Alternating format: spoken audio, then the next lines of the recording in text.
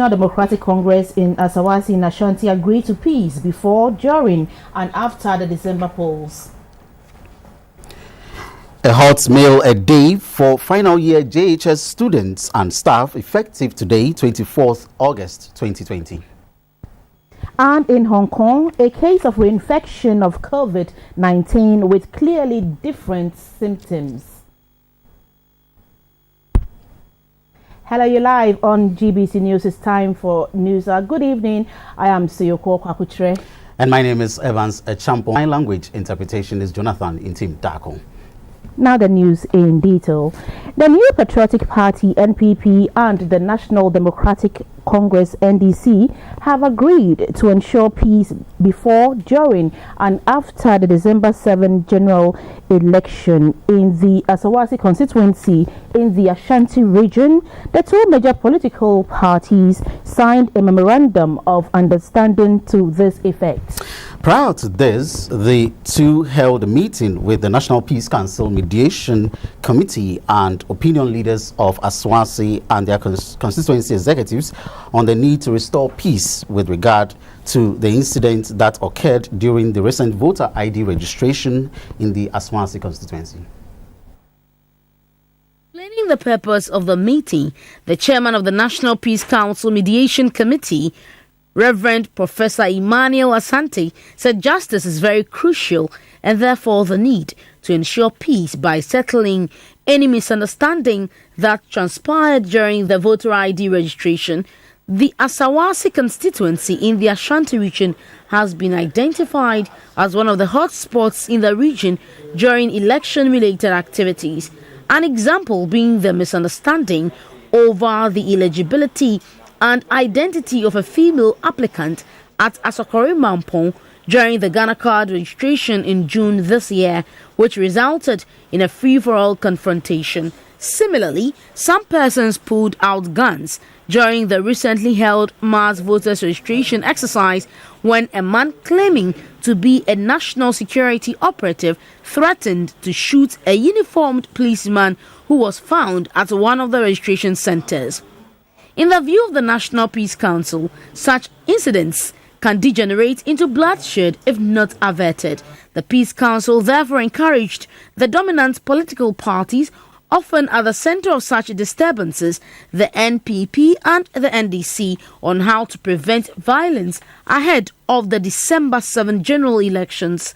The two parties and the NPC signed a memorandum of understanding to commit all the interest groups to a peaceful electioneering process. The chairman of the Ashanti Regional Peace Council, Reverend Christopher Nyaku Andam, explained that even though the NDC's representatives were reluctant to agree to the pact, they eventually signed it under specific conditions. After deliberations with the National Peace Council's Mediation Committee have agreed to the roadmap and code of conduct, which backed the Act 999 of the Vigilantism and Related Offences Act, and committed not to use internal party security groups to provide protection for political leaders during political and electoral activities. The chairman of the National Peace Council Mediation Committee spoke to GBC News. The police commander of the Asawasi area has spoken, and he's given them his word that they will stand in the middle of neutral and ensure that law and order prevails.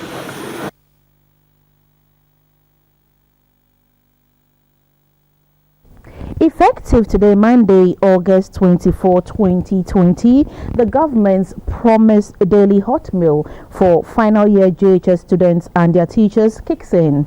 Over 26,000 basic education certificate examination BEC candidates in the 620 public and private junior high schools in the Upper East region will enjoy a free hot meal from today till they finish writing their final exams. GBC News visited some junior high schools in the Bolgatanga municipality. In the Upper East region, over 600 caterers will cook for the over 24,000 candidates in public schools and 2,000 candidates in private schools. The caterers are to have the hot meals ready by noon daily. The meals are also to be prepared under strict hygienic conditions with foodstuffs and ingredients sourced locally from their respective areas. At the Bolgatanga Methodist JHS, Miss Agnes Ayagle described the move by government as timely. The food was good and they brought it at the right time to assist us. When we ate the food, it was very nutritious. There was an egg, the carbohydrates was there, protein, fats and oil. We really enjoyed it and it has contained us up to now. At St. John's JHS in Bolgatanga, BECE final year candidates were enjoying the hot meal. The news team also visited St. Clement JHS. 2 students, Master Prince Adingum and Miss Mavis Adombire, described the meals as delicious. I would like to thank our Excellency, Mr. President, for providing us this hot meal this afternoon. It really motivates us because some of us don't even bring food to school, so we have it in mind that when we come to school, we get something to eat. And it's very hot and it's good for us. And the taste is superb. I am enjoying this meal. It's very delicious and tasty. As we can see, this food is very hot and indeed it's called a hot meal. As we can see, we are sweating whilst eating this food.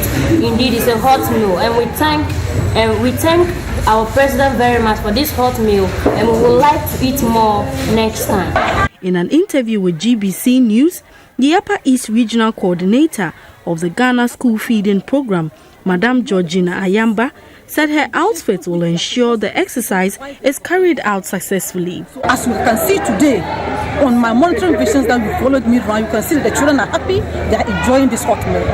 This is because we have competent caterers who are well trained and well guided, and that is why the food, you can see that my dear children are enjoying.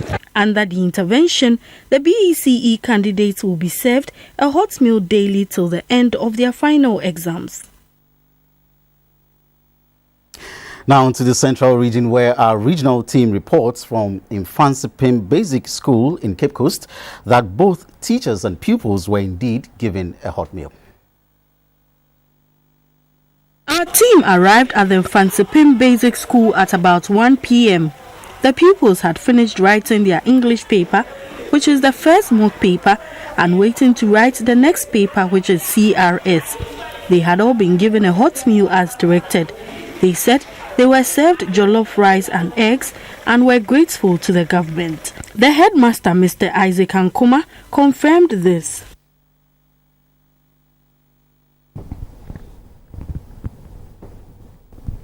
A little over 1 year ago, the Raring for Food and Jobs, one of government's flagship programs, was launched in Wa in the Upper West region. It is a policy to create jobs, reduce poverty, and improve on the nutritional status of the people. GBC News Upper West regional correspondent Swala Abdul Wahab has this report on how the program is impacting on the lives of beneficiaries and the challenges they face.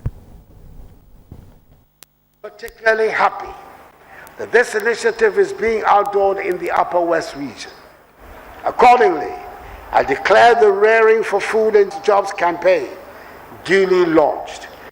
Each of the 200 beneficiaries in the region received 10 sheep. They were required to give out 20 offspring in 2 years, after which they will keep the animals. The offspring will be given to another set of beneficiaries. 1 year into the implementation, GBC News finds out from the beneficiaries how the project is impacting on their lives. Actually, I haven't started selling yet, but it makes me very active, and I know I am going to get a lot of profit out of it. Since these animals have entered into my hands, it was like 10, 9 females, 1 male, and all has given birth. Or anytime I will be with the animals, I feel happy. So how many offspring are available for distribution for the second phase? 1 year on, we have realized 1,038 offsprings. About 6 months now, and we are preparing them to be passed on to other farmers. One challenge confronting the program is the mortality rate of the animals. 300 out of the 1,038 of the offsprings have died. The problems we have is farmers do not report when the animals are sick. Some farmers are also not put into practice what you advise them to do. And the other big one is that some of them see the animals as government animals, they're not their animals. The beneficiaries and officials of the Department of Agriculture say the objectives of the program are being met. What is yet to be achieved is the consumption of some of the animals to improve on their nutritional status. For GBC News, Swala Abdulwahab, Wa. You're watching News Hour live on GBC News. We're taking a short break. Please stay with us.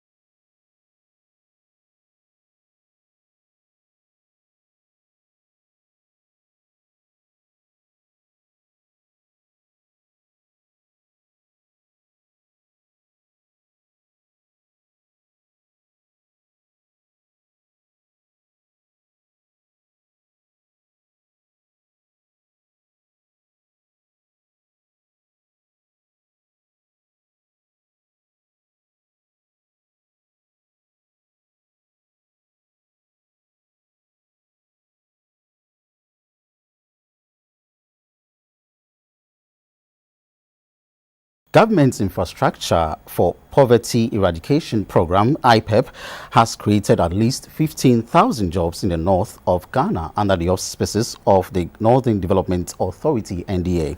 According to the Chief Executive Officer of the NDA, Dr. Alhassan Suleimana Anamzoya, over 2,000 projects have been initiated by the authority under IPEP since its establishment in 2017. At the 2020 Northern Ghana Development Summit in Bolgatanga, Dr. Anamzoya said the construction of hospitals, school blocks, chips compound, market centers, snake bite centers, community centers, boreholes, bridges, and supply of school furniture are ongoing projects within the Northern Enclave. At the Bolga Summit, the Chief Executive Officer of the Northern Development Authority, NDA, Dr. Alhassan Suleimana Anamzoya, appealed to Ghanaians of Northern descent in the diaspora to return home with their expertise and resources to support the development of Northern Ghana. Among other issues, the summit discussed narrowing the North-South inequalities and what must be done, transforming the economy of Northern Ghana within the context of the 2020 general elections and the COVID-19 pandemic. They also looked at developing a profitable agricultural sector in Northern Ghana and what must change, as well as securing the dignity and human rights of women in communities in Northern Ghana, among others. The Northern Ghana Development Summit brings stakeholders together to come up with practical ways to deal with and address challenges stifling the development of Northern Ghana. Dr. Anamzoya said the construction of hospitals, school blocks, chips compounds, market centers, snake bite centers, community centers, boreholes, bridges, and supply of school furniture are ongoing within the Northern Enclave. A member of Council of State, Borna Professor Yakubu Nagtongma, spoke on the theme, transforming the economy of Northern Ghana within the context of the 2020 general election and COVID-19 pandemic. He said, it is a problem to abandon development projects in the north, and that politicians must continue with all projects for the general good of all. Borna Nagtongma said, there should be an agreement between all parties for completion of all projects irrespective of the party in power. The summit was organized by Star Ghana Foundation, the NDA, Tama Foundation Universal, and the Northern Development Forum, among other partners. The National Development Planning Commission will hold its National Development Forum on Wednesday, August 26, 2020 in Accra. The forum seeks to explore the impact of COVID-19 on the future of the work environment, its implication for the public and private sector and human capital investment to advance productivity at the workplace. The Director General of the National Development Planning Commission, Dr. Kojuma Sabrampa, said the discussions and conclusions at the forum will inform policy direction. If you're looking at the future, we've done a lot of adaptations since COVID came. Some of the offices that we had here had about 4 people sitting in an office. You would have met a lot of the staff here around, but now we just have about 1/3 of them. The other 2/3 are also working, but from a different platform and a different place altogether. But now we are relying more on technology. Planning officers getting the same information to us through apps and other things. Is this something that we're going to stop when the COVID is over? Or is this something that we're going to use it to improve our efficiency and effectiveness? If we're going to do that, it means that the dimension and the way we construct our offices, we even ought to look at that. Emphasis in terms of emphasis on technology and communication must be something that must be highlighted. And we need to do that. And that is what is bringing us to this forum, which will be held at African Trade Center next to British Council on Wednesday, 26th at 5:30 p.m. So there will be a physical presence of about 50 people, but we'll have also a Zoom link. There will be joined online, Facebook, and then NDPC Facebook tool will also show that. So all these things will be done simultaneously. And we want Ghanaians to really participate. Ministry of Food and Agriculture has trained 25 women farmers at Boabinso in the Upper Dentra East municipality of the Central Region in soap making and gari processing. The training program under the auspices of Women in Agriculture Development aims to provide alternative source of livelihood for the women to improve their standard of living. Women in Agriculture Development is a unit under the Ministry of Food and Agriculture with the objective to assist rural households and women in agriculture to improve their standard of living through improved agricultural practices. Its activities also involve educating farmers to process and utilize their farm produce and other income-generating activities.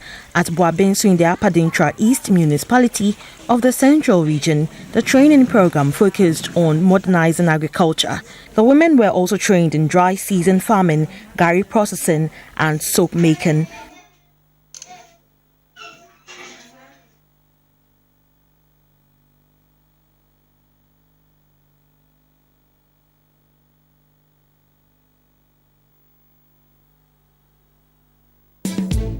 It's GTP, the name behind authentic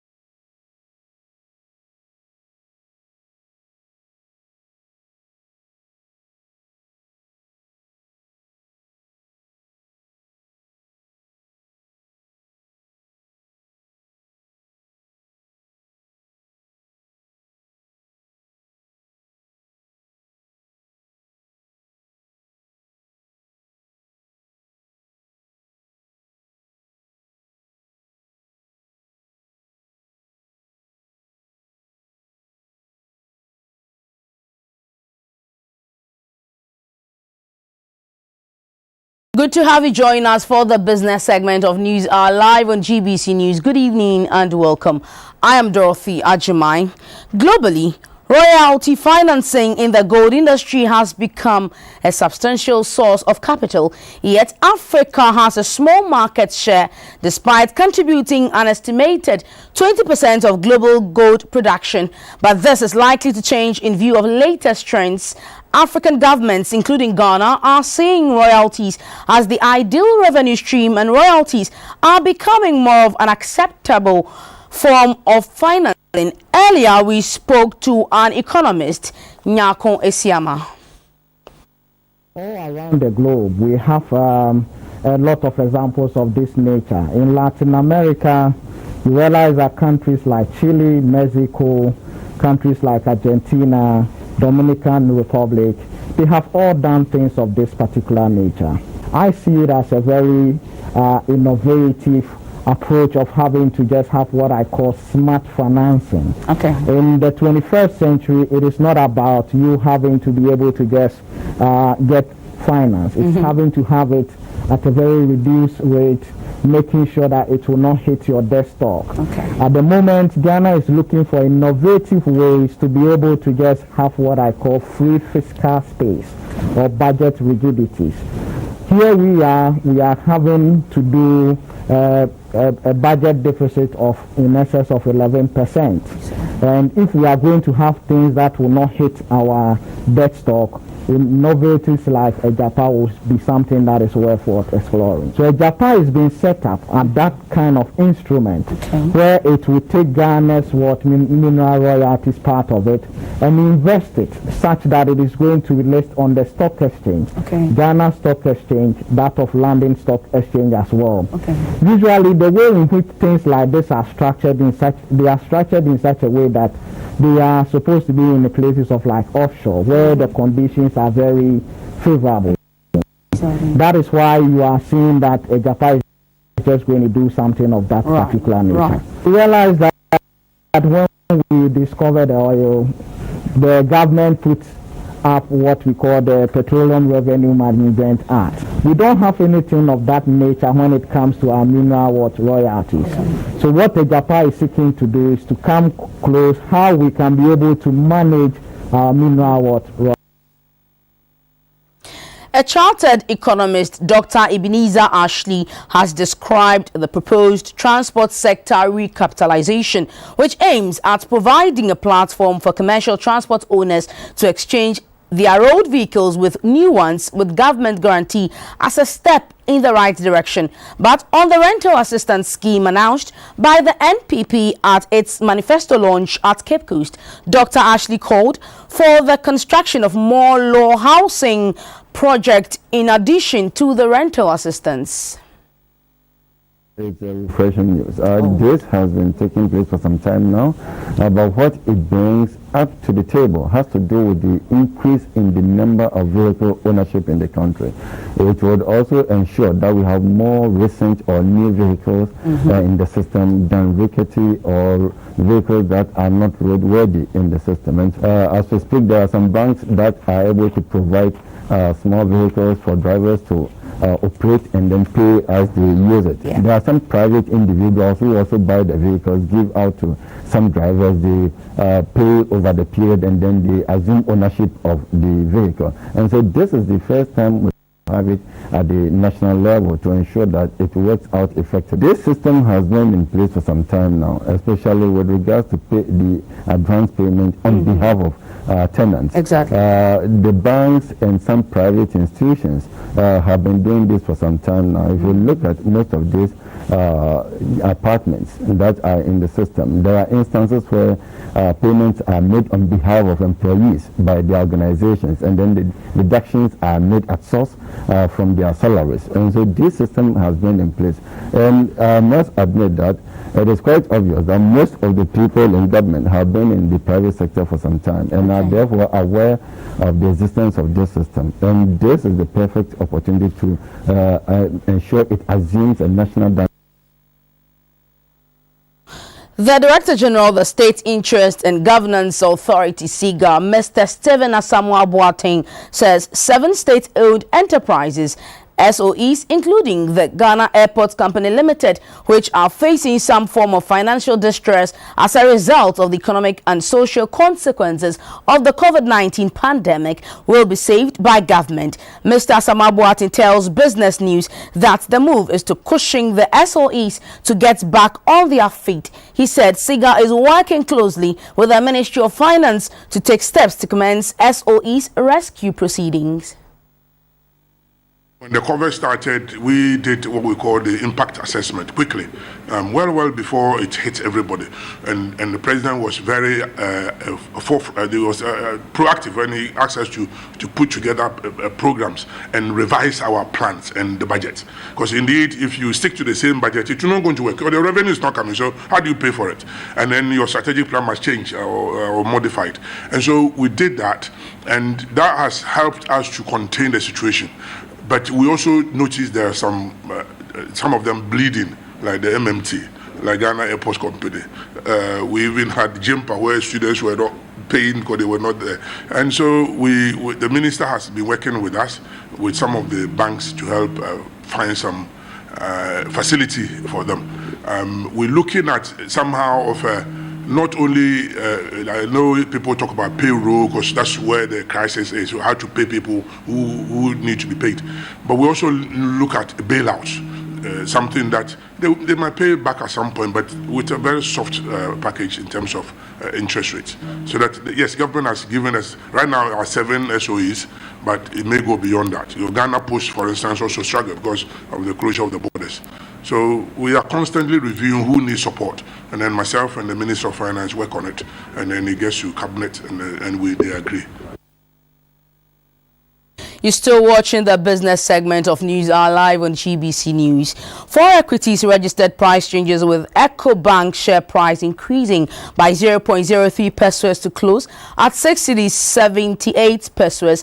EcoBank Transnational inched up by 0.01 peso to end trading at 0.07 pesos, but Fan Milk value plummeted by 15 pesos to close trading at 1.35 pesos, followed by GCB dipping by 0.01 peso, wrap the day's trading at 3.80 pesos. This pushed the composite index down by 6.25%. On the interbank markets, the US dollar maintained its value to trade at 5.68 pesos, the pound sterling at 7.44 pesos. The euro is also trading at 6.69 pesos. And coming up, other figures.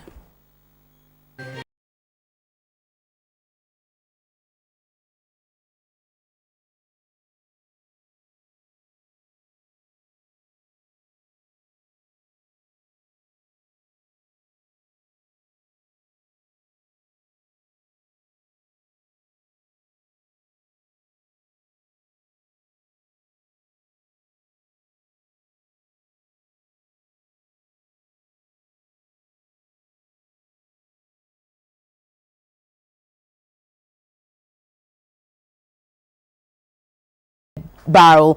Gold gained $10.40 to its value to trade at $1,949.80 an ounce. On the other hand, cocoa maintained its value to trade at $2,459 a ton.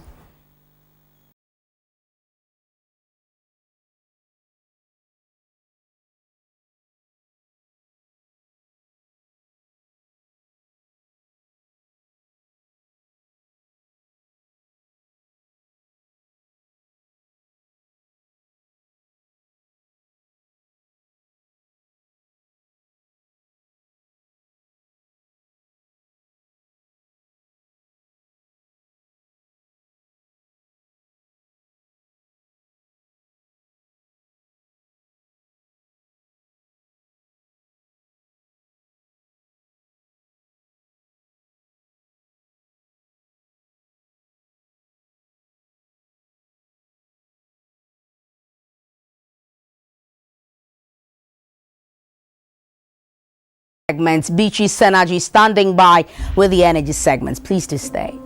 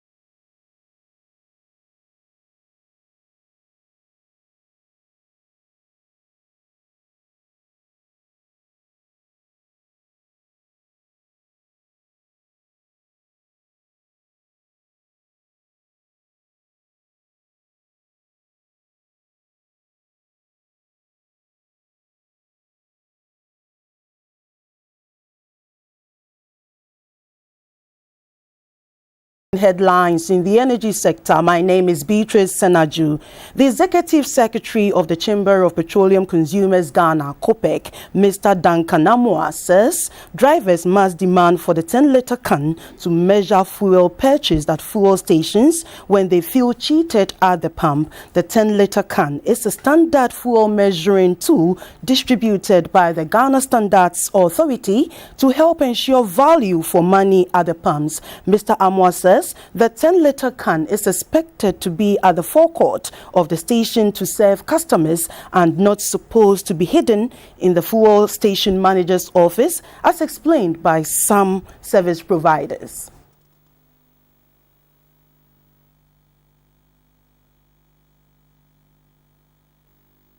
When you are not clear in your mind what has been delivered into your car because your gauge says that you are not seeing what you probably paid for. As for the 10-liter can, if they say it's in the manager's office, insist that it should be brought. If they don't want to bring it, chances are that there's something they want to cover up. Please do not drive away until you make a formal complaint.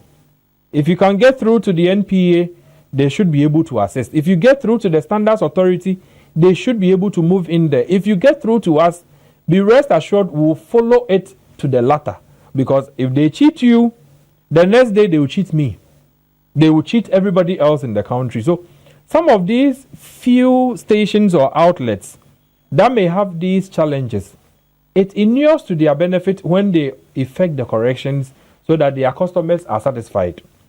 Please insist on the 10-liter can when you are in doubt as to what you have received.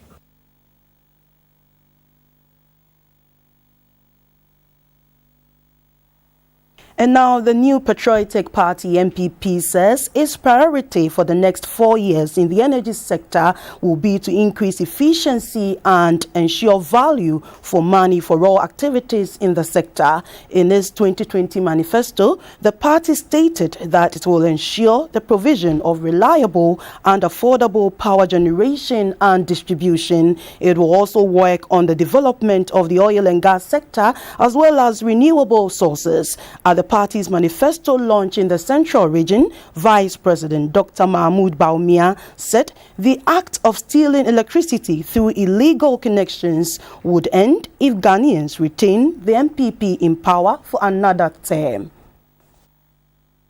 We will also want to reduce the cost of power. This is a major problem for businesses. We have so much in losses from ECG. About 40% of the power that is produced is lost from ECG and also from transmission. And we are going to introduce new technology from the ECG perspective. They've piloted a new remote sensing technology which is working very beautifully. And this is we're going to begin implementation. ECG have done so well in piloting this remote sensing technology. And I have some bad news for those who are stealing power. With this remote sensing technology, it will no longer be possible to steal power from ECG, and we will make the money to make sure we reduce the cost of power and everybody will enjoy it. We now bring you Ghana's power supply statistics.